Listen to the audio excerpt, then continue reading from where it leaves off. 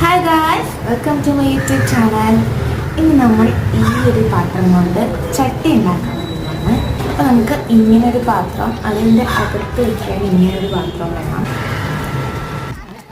അമ്മയാണ് ചട്ടി ഉണ്ടാക്കുന്നത്, ഞാൻ ജസ്റ്റ് വീഡിയോ എടുക്കൽ അങ്ങനത്തെ പരിപാടി മാത്രമേ ഉള്ളൂ. അപ്പോൾ ആദ്യം വൈറ്റ് സിമെൻറ്റ് വെള്ളം ചേർത്ത് നന്നായിട്ട് മിക്സ് ചെയ്തെടുത്തിട്ടുണ്ട്.